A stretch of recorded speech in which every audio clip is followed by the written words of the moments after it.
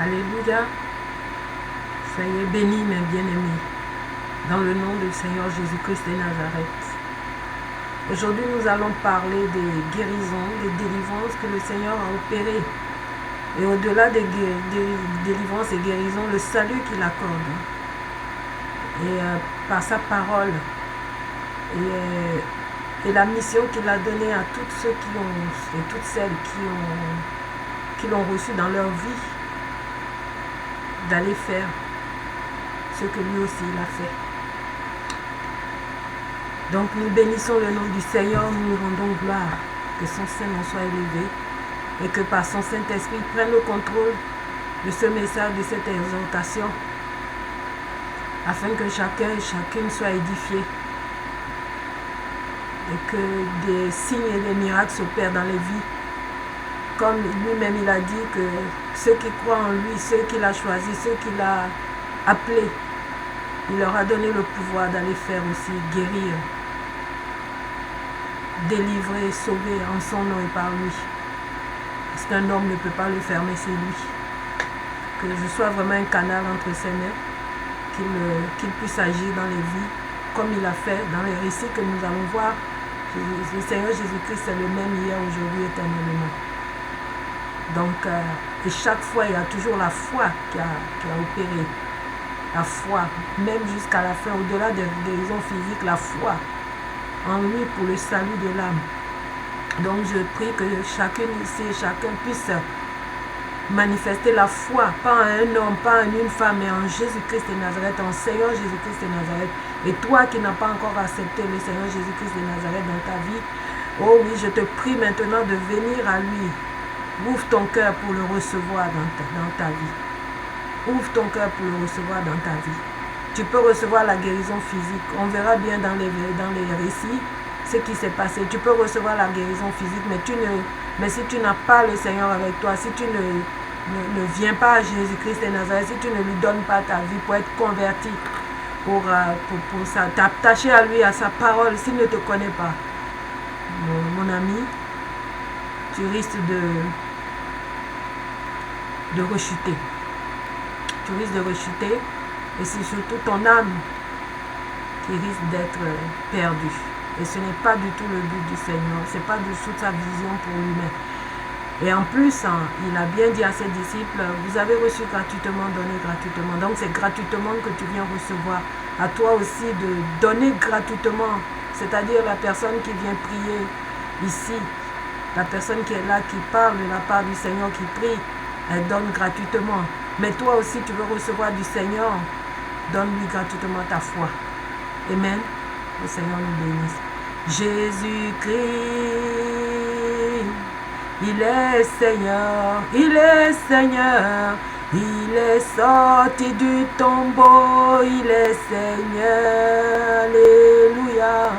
Tout genou fléchira, toute langue confessera que Jésus est Seigneur. Il est Seigneur, Jésus-Christ est Seigneur, il est Seigneur. Il est sorti du tombeau, il est Seigneur. Alléluia. Tout genou fléchira, toute langue confessera que Jésus est Seigneur. Le genou de la maladie fléchira, le genou de la maladie fléchira, le genou des infimités fléchira, le genou de la mort fléchira, le genou de la mort fléchira, le genou de la mort fléchira, le genou de la mort fléchira, fléchira, mais fléchira, oh, le genou de la mort fléchira, oh, le genou de la mort fléchira, le genou de la maladie fléchira, oh, le genou de la maladie. Fléchira, oh, le genou des infirmités. Fléchira de la stérilité, de la malédiction, oh, fléchira, mais fléchira, oui fléchira, par ta foi, elle fléchira.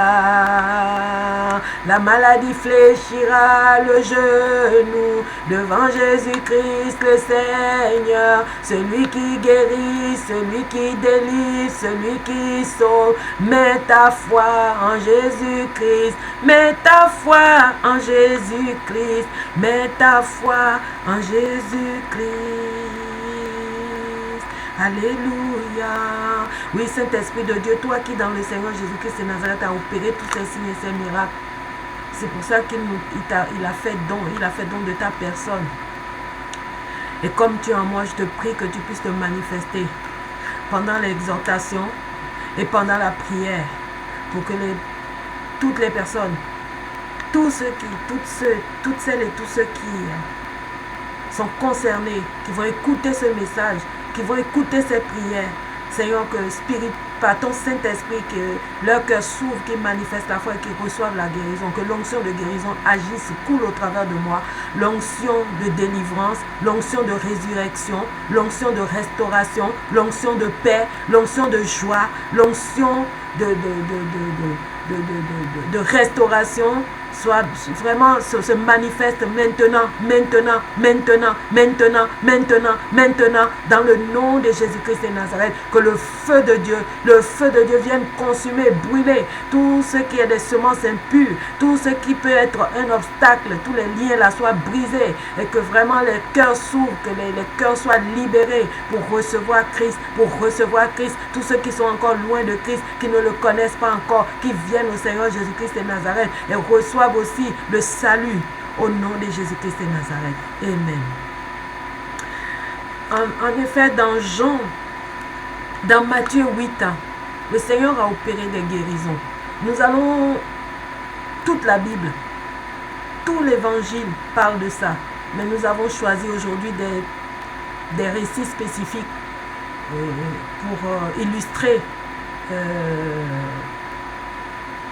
les signes, les actes posés par le Seigneur, de guérison, de délivrance, opérés par le Seigneur dans les vies, dans le corps, mais aussi dans l'âme. Dans Matthieu 8, le Seigneur a guéri un lépreux. Il a guéri le serviteur du centenier. Il a guéri la belle-mère de Pierre et beaucoup d'autres malades. Ils ont été guéris par sa main puissante, par son toucher, par son onction. Amen. Dans Matthieu 9, 18 à 33, le Seigneur a guéri la femme à la perte de sang.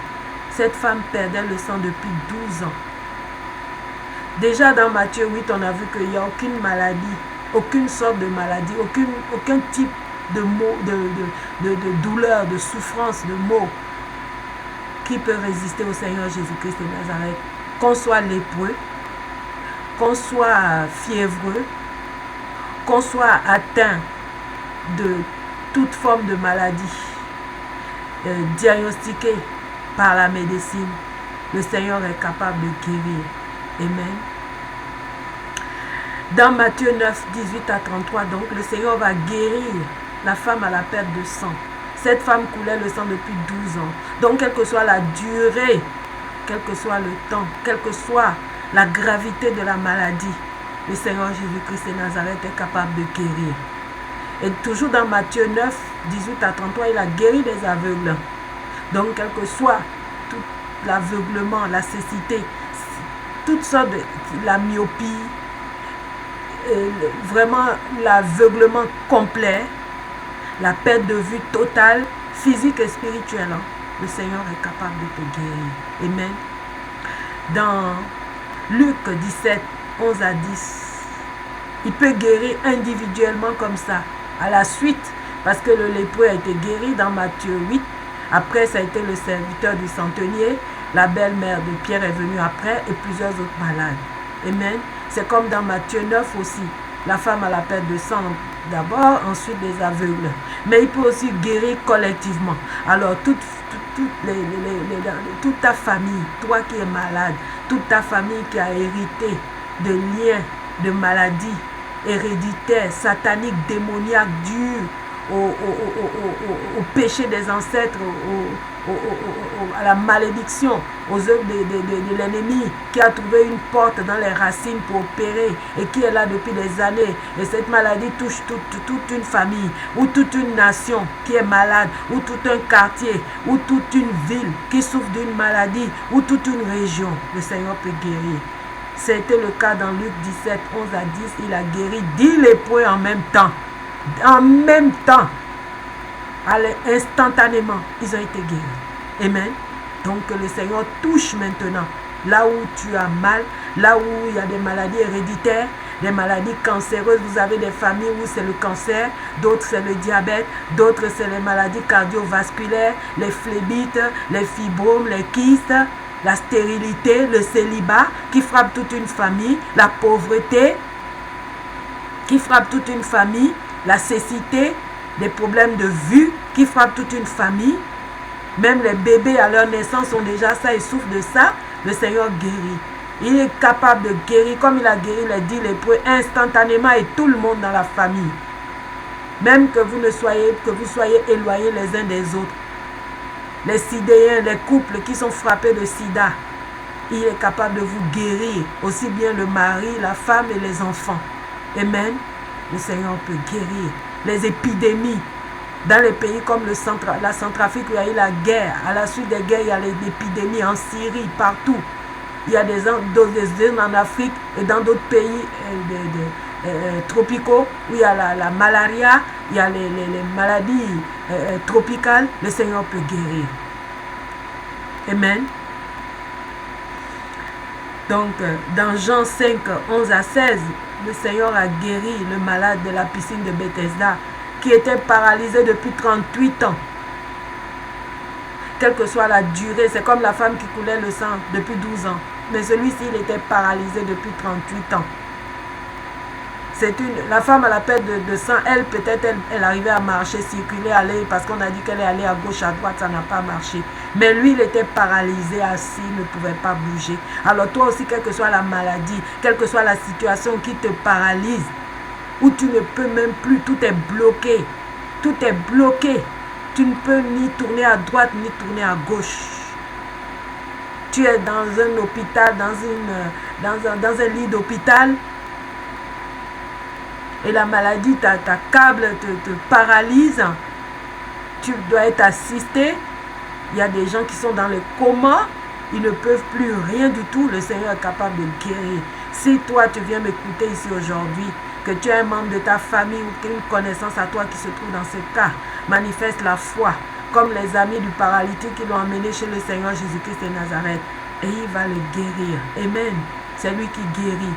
Et il est capable encore de guérir. Sa présence est là, son onction est là pour te toucher, pour vous toucher. Amen. Dans Jean 9, 1 à 12, le Seigneur a guéri un aveugle. Il utilise les moyens qu'il veut.